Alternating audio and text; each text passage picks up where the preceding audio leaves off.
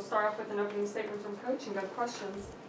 Really grateful for, the people that came out and supported us tonight. I know it was a late game on a school night. My kids didn't even come to the game tonight, so the fact that people still showed up and loved on Team 50 is much appreciated.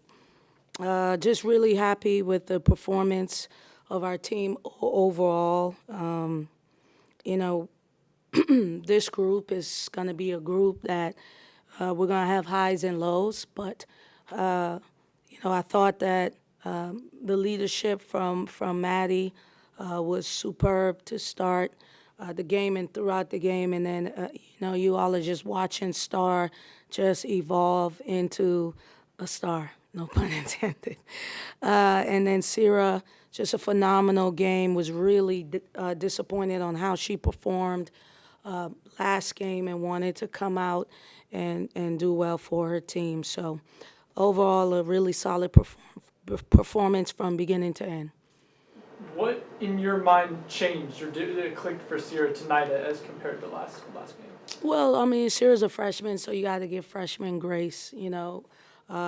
You can't rely on freshmen all the time. It's a hard thing to do, but the fact that she's been dominating for this long and then had a bad game, we didn't think too much into it. She's a winner and she's a competitor, and they left her open and she can shoot the ball really well. So, she's in the gym with her position coach, Coach Emp, and every time they get in, she's super confident. You mentioned Star sort of evolving. Yeah. How important is her success to this team's success?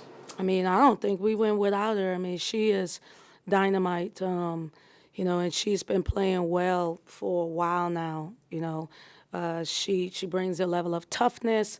She's super skilled. This is a young lady that was two-time player of the year in 2 different conferences. So she knows how to play. She's just getting comfortable with playing in the SEC, and I expect her to continue to flourish. You mentioned the ebbs and flows out there, and you kind of said it in your opening statement.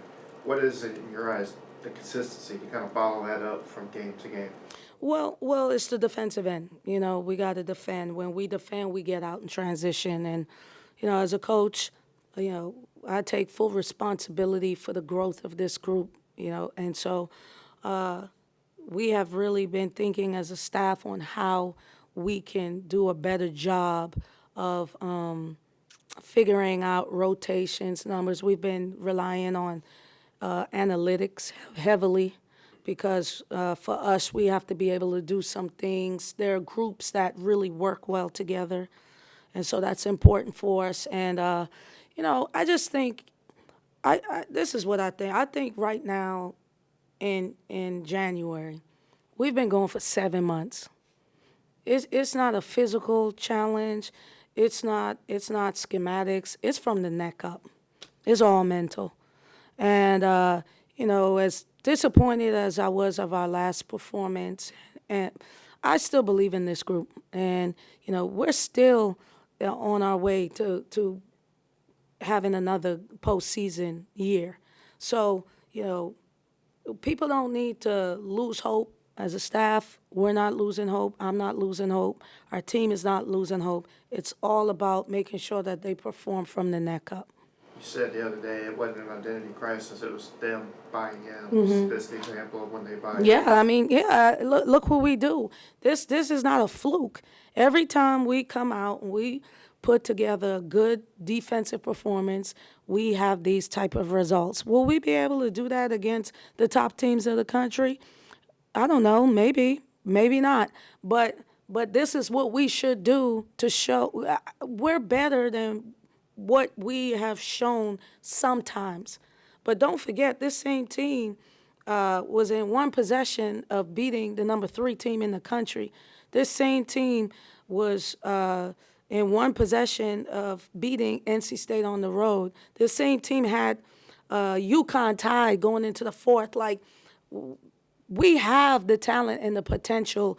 It's all about putting it together, and that's my responsibility.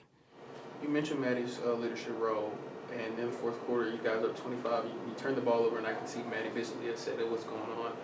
What has your words kind of been to Maddie, Kennedy, KK, the veteran leaders of the group over the last couple days since the Bama loss to just kind of keep this team compelled and courageous moving forward after a couple of rough losses in SEC play so far? Yeah, Maddie and I had a in-depth conversation just about the simplicity of, her understanding that there is a lot of change, there is a lot of newness, not only for her, but I thought it made sense to share that it's a lot for me. But at the end of the day, her and I have gone to the Sweet 16. We have won big games. We have won overtime games. And her energy and how she leads before and throughout matters, And I just talked to her about two things that are very important for her, and that's her energy and communicating with the group. And I didn't talk to her about making more shots. I didn't talk to her about anything else. It was just about communicating with the group and making sure that she leads by example, by having great energy. Those were the two things I spoke about.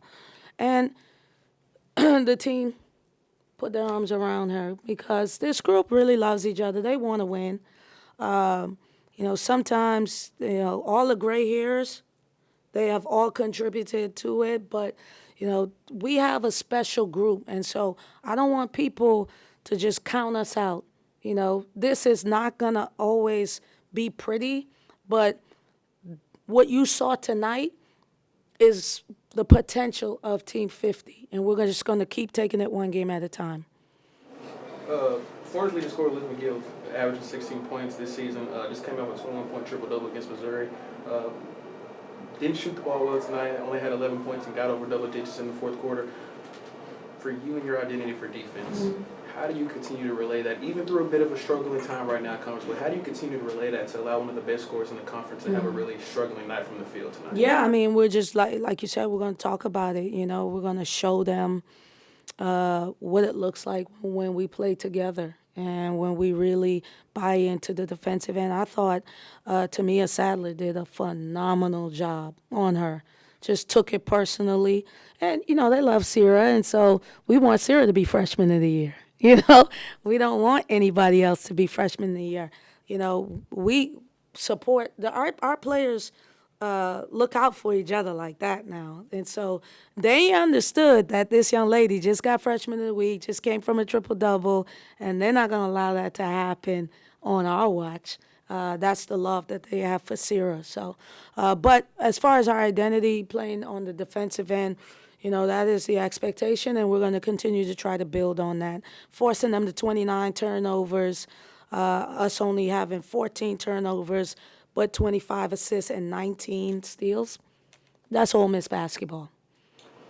The most points your team in your 7 years here has scored against the SEC opponent, if you could tell one thing to Ole Miss fans that may be in doubt of how the way the conference play has started, what would you tell Ole Miss fans right now? Just to stick with us. I know it hasn't always looked the way that even we wanted it, but this team is a special group.